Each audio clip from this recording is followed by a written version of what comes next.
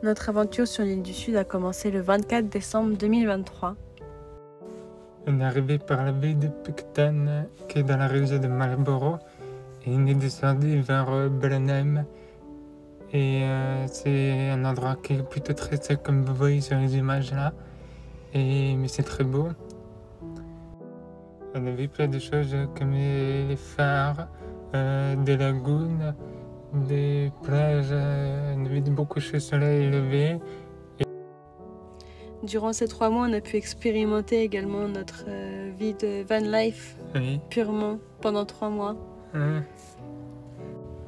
Oui, la van life, on a beaucoup roulé dans l'île du Sud et on a vraiment traversé toute l'île du nord au sud, de l'est à l'ouest. Oui. On a vu tous les paysages, tous les climats surtout, les climats secs et les climats humides. Oui, on a vu autant des plages que des forêts, un peu jungle avec une densité vraiment de nature, de flore. Tropical, quoi. Ouais.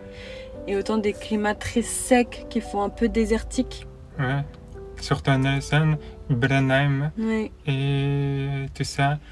Et l'endroit le plus humide, l'un des plus humides au monde, c'est le Milford Sound. Oui. Il y a un contraste incroyable. Et puis la montagne au milieu de l'île du Sud. Oui, c'est incroyable. C'est trop beau. Ça coupe vraiment l'île du Sud et on a vraiment la West Coast et l'autre côté et les paysages sont totalement différents d'un côté et de l'autre. Puis on a vu vraiment des animaux, surtout des phoques et des pingouins. Oui, des pingouins, des petits pingouins. Et c'est des oiseaux, comme surtout les fantails, j'aime beaucoup les fantails. Oui. Et les wekas, il y a beaucoup de wekas. Ouais, t'aimes pas trop les wekas? Non. Ça ressemble un peu à des poules, mais c'est un peu particulier. Bref. Et c'est des paysages comme des cascades, il y a beaucoup de cascades. Oui. Dans les 4 lignes, c'est même partout, il y a énormément de cascades. Ouais.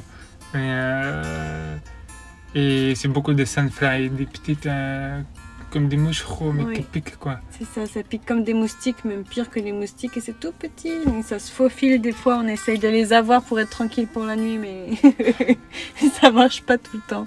Non. On a pu faire beaucoup de randonnées, autant des randonnées, on a vu des paysages magnifiques, mais on a appris aussi beaucoup de choses sur la Nouvelle-Zélande et l'île du Sud pendant les randonnées. C'est dingue. Et par exemple, au nord de l'île du Sud, il y a un endroit où il y avait beaucoup de mines, enfin, une randonnée, c'était particulier. Mines de charbon. Puis quand on conduisait, il y avait des paysages différents à chaque fois qu'on tournait. Pour moi, l'endroit le plus beau pour conduire, c'était on a la Aorak et Mokook. Oui, et aussi, on a la Wanaka, entre les deux lacs. Il y avait 2 lacs avant Wanaka, le nord de Wanaka. Oui. C'était trop beau. C'était magnifique. Vraiment, et aussi il y a des dégradés de couleurs dans la roche et même la roche a été formée au fur et à mesure du temps. C'est impressionnant parce que c'est naturel, mais c'est tellement magnifique, on a l'impression que c'est fait par l'homme alors que c'est totalement naturel. La couleur de l'eau aussi, des cascades, ça peut être soit orangé ou bien bleu, un peu laiteux, magnifique. On a eu aussi de tous les temps. Il a plu, il a fait beau. Une journée, tu peux avoir de tout. Oui, c'est ça. Tu roules 5 minutes et tu peux soit avoir du beau temps ou bien avoir la pluie. Mais ça reste quand même magnifique, même sous la pluie. Et puis, on a visité un peu des villes. Il y a 2 grandes villes majeures, 3. Il y a Nelson, Christchurch et Dunedin. Oui. Et Dunedin, c'est assez particulier. C'est très potu, tout ça. Et mes os font un peu comme en Écosse et tout ça. Et Christchurch, c'est complètement refait. Oui, c'est jeune. C'est jeune, moderne, dynamique, avec le tremblement de terre. Ça a été détruit, donc reconstruit et tout. Et Nelson, c'est encore une autre ambiance. Oui, on peut avoir de toutes les ambiances, vraiment des ambiances totalement différentes. Tu roules 30 minutes, 1 heure et tu as une ambiance totalement différente de ce que tu viens de voir. C'est incroyable. Et tous les monts aussi, tout ce qu'on a gravi et tout ce que tu as gravi aussi. Avec la tête au-dessus des nuages. Complètement comme si je pouvais sauter et avoir un gros coussin, quoi. Mais non, même il pas sauter. Non. Il y a énormément aussi de jardins botaniques en Nouvelle-Zélande, de très beaux jardins botaniques. Ouais, on en avait un très beau, c'était dans quelle ville? Ah, ça c'était à l'île du Nord. Oui. C'était oublié ce que j'ai dit. Non, mais Christchurch, il est très grand et très beau. Avec une belle serre. Oui, une belle serre. Et dans chaque jardin botanique, il représente vraiment plusieurs pays avec des ambiances différentes à chaque fois. C'est impressionnant. Et la veille comme le lendemain, les paysages peuvent être totalement différents comme on vient de voir à l'instant. Complètement. Ce qui m'a le plus impressionné, c'est qu'il y a des endroits vraiment humides et des endroits très secs à l'île d'ici. C'est contraste, c'est impressionnant. Oui, c'est très impressionnant. Moi, ce qui m'a marqué aussi, c'est sur la Nouvelle-Zélande en général, mais les gens sont tellement gentils, tu as besoin d'aide, tu demandes à n'importe quel local, il te répond tout de suite, il t'aide, ils te prennent un peu par la main pour t'aider. C'est vraiment top.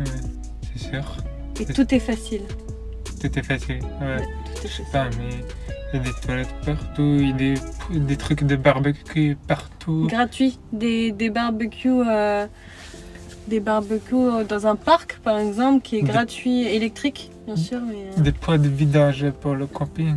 Oui, il y a énormément, c'est vraiment le pays de la van life parce qu'il y a des points de vidange partout, il y a de l'eau potable presque partout, on utilise quelques sites qu'on vous mettra plus tard, on vous dira plus tard, mais on utilise des sites, des applications où ça nous dit où est-ce qu'il y a des free camps, où est-ce qu'il y a des campings payants, où est-ce qu'il y a des points de vidange, de l'eau. Et c'est vraiment très facile d'être en van life en Nouvelle-Zélande. Pas d'organisation, mais comparer beaucoup de pays, c'est facile. Oui. Il faut de l'organisation, mais après c'est top. Et puis c'est gratuit l'eau et tout ça. Oui. Dans certains pays c'est payant quand tu remplis l'eau, mais là c'est gratuit. Et il faut un peu d'organisation parce que des fois quand on roule un peu, on peut tomber un peu dans un endroit un peu paumé au milieu de nulle part où il n'y a pas forcément de magasin, donc il faut être sûr d'avoir l'eau et de quoi manger. Suivant là où on va, il faut bien se renseigner, mais on n'a jamais eu de problème par rapport à ça. Non, on avait un peu anticipé parce qu'à l'île du Sud c'est beaucoup moins peuplé et du coup ça ne peut pas coûter pas trop cher. Il faut pas aller dans une petite supérette de commune nulle part. Voilà, mais on a plutôt bien réussi à... Oui, puis même pour l'eau, on est assez autonome et avec, en fait, on utilise l'eau non potable qu'on peut trouver dans quasiment tous les campings pour faire bouillir, pour cuisiner, etc. Et on se garde l'eau potable juste pour boire.